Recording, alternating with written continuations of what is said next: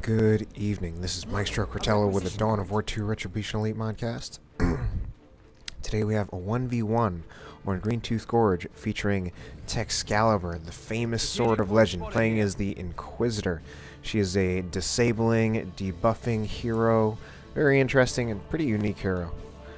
His opponent is Paranoid of DLW2.net. I don't know that that site actually exists at the moment. Playing as this Force Commander. His feet are kind of stuck inside this power node or whatever.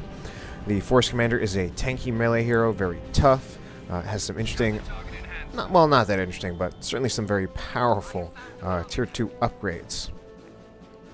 So we have the Imperial Guard versus Space Marines on Greentooth Gorge. I personally think that Imperial Guard has a little bit of an advantage here. And as far as Space Marines against Imperial Guard, I would say out of the three heroes, the Force Commander, at least for Tier 1, performs the least well. I think the Force Commander, as a tanky melee hero, his main purpose is to get into melee, but I think he's going to have a lot of trouble against the Imperial Guard having so many ranged units. I mean, the usual build would be 2 Guardsmen and a Sentinel, so that would be 2 sources of focus fire, as well as, well, actually 3, including the Sentinel, and then the Sentinel can, of course, stomp to disrupt and stun the Force Commander. In this case, Tex has actually gone for 4 Guardsmen, so that's actually 4 units that he can use to focus down the Force Commander. Not to mention that the Inquisitor, her starting ability, Hammer of the Witches, another great way to control tanky melee heroes. It stuns and does about 100-something damage to a single unit.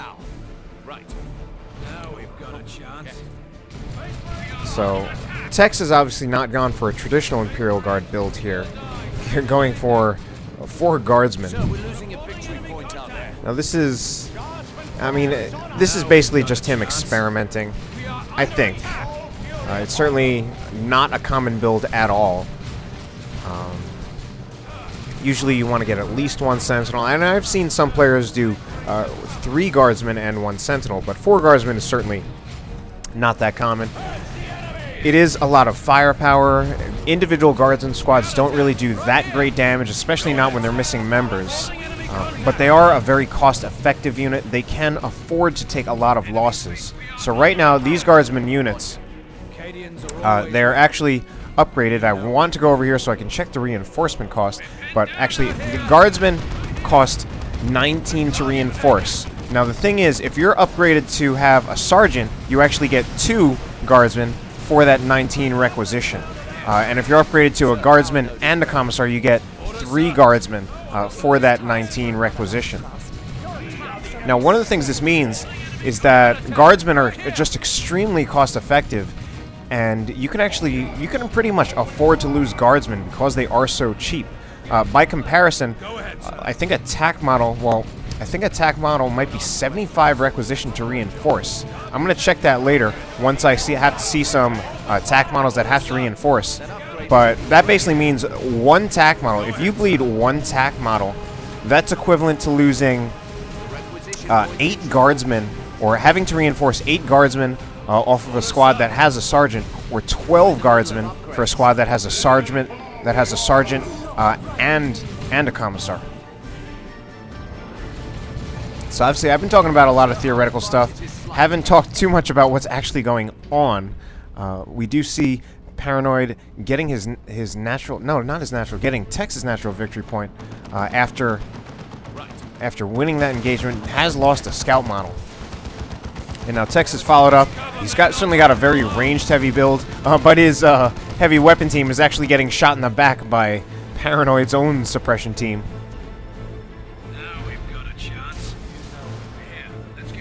With these many units, I was going to say Tex should have map control, but right now he obviously doesn't have the map control.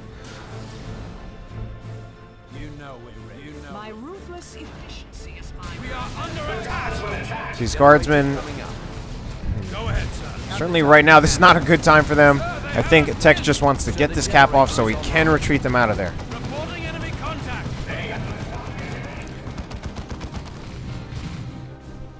So Guardsmen, traditionally they do struggle with setup teams. That's certainly probably at least why Paranoid got one of them. In this case, with Tex not getting a Sentinel, an Assault Space Marine squad would actually definitely be viable in this case, since Assault Space Marines do hard counter pretty much any ranged unit, especially Guardsmen. Guardsmen will have very little power to fight back, and if Paranoid did get an Assault Space Marine squad, Tex would, Paranoid would mainly have to, Tex would mainly have to counter it just by kiting with his existing Guardsmen, having 2 or 3 Guardsmen at a time, so that while one gets hit by the Assault Space Marines, the other 2 will focus fire. It's been even on the victory points. Paranoid has obviously gotten to Tier 2 faster. He's already started it. Tex, meanwhile, not actually that close to Tier 2, and he's actually struggling with the map control, and he has quite a bit lower of a requisition income. Alright. Paranoid does need to retreat his Devastator Marines. He also, Tex did use that Hammer of the Witch's ability. We saw it right there, stunning the Force Commander who was trying to approach this heavy weapon team. And I think Tex may have done that in part, maybe anticipating having to switch targets with his heavy weapon team, since he was also getting shot by these scouts. Scouts lose 1 model per scout squad, so those scout models... And I want to take a look at that scout model too. As you can see right here, scout models... and I'm waiting for him to reinforce them. And he's not showing it. Alright, scout models, they do cost 35 requisition to reinforce. Again, so that's 35 requisition for 1 scout model. These Guardsmen, right now they're doing 19 for 2. And those Guardsmen are, well, basically the Scouts are not actually that much tougher than the Guardsmen. They're at 140 health per model. Most of these Guardsmen are just 100 health per model. I think the Sergeant is actually upsetting that. I think he's 140 per model. So even these, certainly the Guardsmen are way more cost-effective than the Scouts. And now Tex does have the map control, but he is still in Tier 1. Does have the resources to get upgraded to Tier 2. We actually have the Interrogator's armor from the Inquisitor. So that Interrogator's armor does have an ability. She can make any unit, or maybe not any unit, I think any infantry unit, invisible or infiltrated. Right now, we obviously see that using it on herself, and that's certainly a viable idea. Just use that on herself, have her go invisible, and right there, she actually took 2 models off of that Devastator Marine squad. One just from fighting it in melee, and the other one she got with that Hammer of the Witch's ability. So the best combination with the Interrogators is actually to use it on Ogrins, and flank with infiltrated Ogrins. Certainly another option you have is to use it on Catachans, and those are probably the 2 best options, since those are going to be your highest impact from an infiltrated unit that can't infiltrate by itself. Alright, we do have a Plasma Cannon out for Paranoid. Certainly a very good choice against the Imperial Guard. Now that Plasma Cannon, again, it's the bleed. Again, given how much more cost-effective the Guardsmen are, it's not going to hurt them economically as much as you would think, but it's still just good for instantly putting those Guardsmen in a situation where they will have to retreat, and because of how powerful it is, it can even give you the opportunity to wipe the entire squad, since it can do so much damage just in that single shot, and then that Guardsman player pretty much just instantly loses their field presence because they'll have to retreat their Guardsmen. Another infiltrated Inquisitor. I thought she was just going to attack this Devastator team, but now the Inquisitor has revealed herself. Uses Hammer of the Witches and has upgraded to the Inferno pistol. That is basically a Melta pistol. Does quite a bit of damage. Also has the Judgment ability, which I don't think we've seen, but it will be just an anti-all weapon. Alright, over here, Tactical Marines, they have been upgraded to have their Sergeant. Fairly low on health. I think they might get... I'm guessing Tex will get... No, not Tex. Paranoid will get Stern Guard Veterans. Just because the Hellfire rounds will obviously be very good against these 4 Guardsman squads that Tex has. And then, if Tex chooses to get a vehicle, although it does not look like that's happening, But if that happens, he'll have that Vengeance Rounds as an answer. And I think the Vengeance Rounds, I recently checked on the new Elite section of the Dawn of War wiki, and apparently Stern Guard ammo types actually have their own damage types. And the Vengeance, I believe the Vengeance Round damage type is actually its own damage type that does bonus damage to both heavy infantry as well as super heavy infantry, which means it would actually also be good against Ogrins if Tex chooses to get that. Basically, Stern Guard Veteran's just a very versatile choice. And we see this Force Commander right here does have the Power Fist and the Teleporter Pack. The Teleporter Pack, definitely a good idea for the Force Commander in this matchup. The Force Commander's issue in this matchup is that he's often going to get focused down. He'll often get focused down, and then he'll often get stomped for when Imperial Guard players actually get Sentinels. So the Teleporter allows the Force Commander to just get right in there, start doing a ton of damage, and he's actually going to wipe this heavy weapon team. And then the great thing about that, the Power Fist is just a very good upgrade for the Force Commander. First of all, it obviously gives you anti-vehicle. And right now, Tex does not have a vehicle, but getting that Power Fist is just good as anti-vehicle insurance. Basically, just in case your opponent gets a vehicle, you're already prepared. And then it's also extremely good just against regular infantry.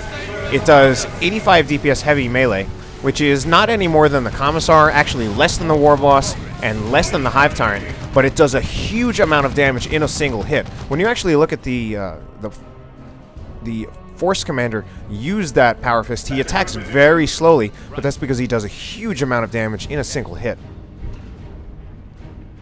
Anyway, it looks like Tex actually replaced his the heavy weapon team that he just lost. He's getting refractor fields on both. Now the refractor fields will make the squad immune to knockback. It will also make them immune to suppression, and that was actually something that I didn't really know for a while. A Hell Fury strike against this Devastator in the garrison. Alright, Judgment is used on those Tactical Marines. That is an ability from the Inferno pistol on the Inquisitor, and what that means is that if these tacks stay in for about 20 seconds, they will be vulnerable to getting judged, which will result in them taking massive damage. So, Tex has been winning on the victory points. It's not a huge surprise considering how many more units he has. He does have just more units that he can control the map with. And he does have two heavy weapon teams, which are two static units, but then at the same time, Paranoid has two relatively static units himself in these regular Devastator Marines, as well as this Plasma Cannon Devastator.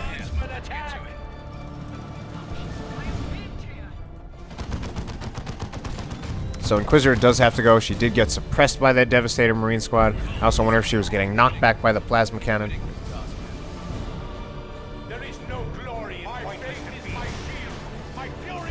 So Tex still controlling a map. Tex has this huge army, now getting a Manticore. Paranoid, on the other hand, getting a Predator. So it's mostly been Tex's game so far, but I think this Predator is something that can definitely tip things in Paranoid's favor. Now, Tex can counter that Predator with these heavy weapon teams that he already has. He could get a las cannon on one, an auto cannon on the other. He could get a las cannon on both, an auto cannon on both. He could get a las cannon on one and keep one as suppression. He has a lot of choices. And no matter what, he has an answer to that Predator. But at the same time, that Predator certainly still going to be very good against the Guardsmen. And then, if Tex only upgrades one of his heavy weapons teams to have AV, Paranoid can just use his Force Commander to teleport, tie up that heavy weapon team, and force it off. Right now, Force Commander is getting suppressed and is taking damage.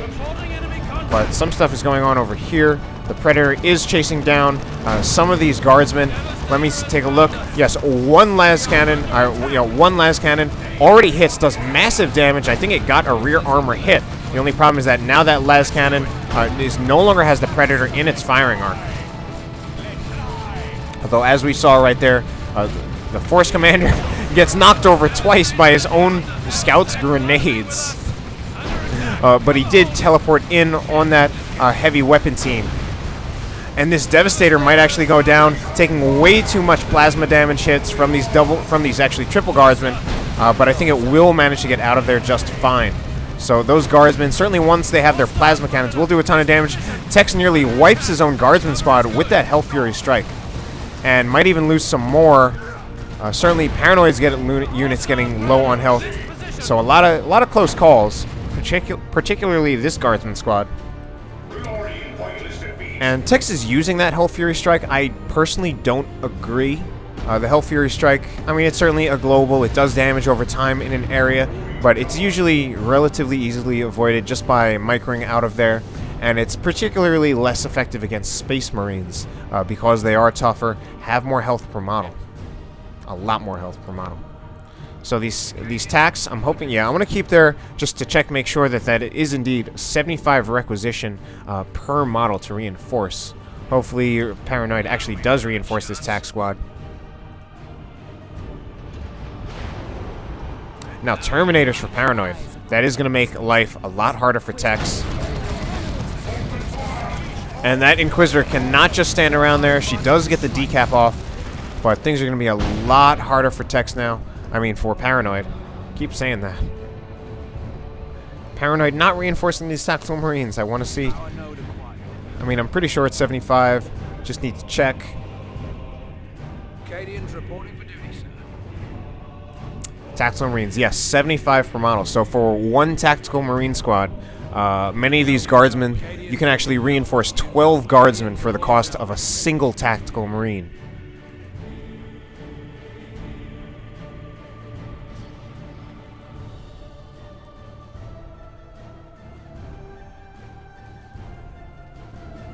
So, Terminators in right here, they're going to be extremely good against Imperial Guard.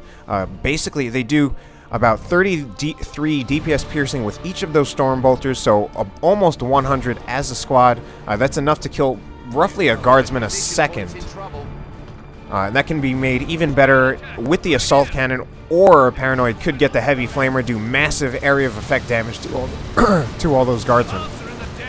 That being said, the Guardsmen, many of the Guardsmen, I think three out of 4 Guardsmen do have plasma guns, so that will be some bonus damage to the Terminators. So Tex can certainly do damage to the Terminators. He just needs to make sure that his own squads don't get hit too hard. Manticore Strike does do some damage to that Predator, but Paranoid is paying attention and does micro out of there. 1-to-1 cap with basically both players just dancing around the middle a little bit. Alright, Guardsmen are probably going to open fire right here. Now, there is no Chimera or no bunker, so they cannot reinforce. They are more cost-effective, and their losses are more acceptable. But right now, with these Terminators, they're certainly going to be taking a lot of losses. And we actually just had a mass retreat right there from Tex. And I think the big thing there was that just the Force Commander tying them up. That was going to mean that at least one of those Guardsman squads would not be doing any range damage. Las Cannon Heavy Weapon Team should be able to hit these Terminators, and that Inquisitor just straight up goes down. I think just way too much range fire from those Terminators. And yeah, I mean, look at this Heavy Weapon Team getting really close to dying. Might even go down here. Oh no, why did Paranoid stop? Could have taken out that Heavy Weapon Team, I think. I think it even would have been worth it to teleport offensively with the Terminators if teleport was not on cooldown to take out that Heavy Weapon Team. And Tex can't afford to get another one, but it is always cheaper to reinforce than it is to buy a new squad. Now a triple cap for Paranoid. Getting the Assault Cannon, chose the Assault Cannon on the Terminators. Either weapon could work. The Assault Cannon is roughly a 30 DPS boost on a squad that's already doing about 100 DPS. Although I personally do like that Flamer. It's just, it can sometimes be hard to use it. You do need to get a lot closer, and the Terminators might take too much damage on approach. And if you try to teleport offensively, that certainly carries a lot of risk with it. These Terminators taking a lot of damage. Now Paranoid needs to teleport out of there. Actually teleports offensively. I was surprised to see that after he just lost a model and was about to take Manticore Strikes. But I think Paranoid's just pressing his advantage right now. Tex is splitting his forces a lot, so he's lacking the advantage of having all those guardsmen together without having many of the other support units that Imperial Guard normally have, like the Chimera or the Sentinel. Sentinel at this point would probably be dead, but I mean the Chimera, that could be dead too. Tex is in tier 3 though. He could get a Lehman Russ. He is approaching the requisition cost for a Lehman Russ, but he's running out of time. He needs to get a victory point, and one of those guardsman squads I think will go down right here. We'll be extremely lucky if it does get out, but at the same time, Tex is really running out of steam here. Triple cap with only about 100 VPs left. Manticore strikes are going in, and they're great, but still not quite enough. So Tex tried this quadruple guardsman play. I don't think it's quite paying off. And I have been talking a lot about how cost-effective guardsmen are, but I think the main problem with this strategy is just that it's a little too one-dimensional. You don't get a lot of extra. It doesn't really add as many dimensions to your play as obviously having a Chimera or having a Sentinel, or even having Catachan Devils or Ogrins.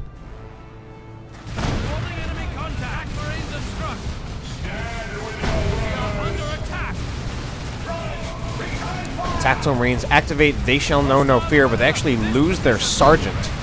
First member to die. One Guardsman dies trying to get that cap off, and that actually looks like it will be the game for Paranoid. Paranoid just keeping these Tactile Marines in here because he's basically going to win the game.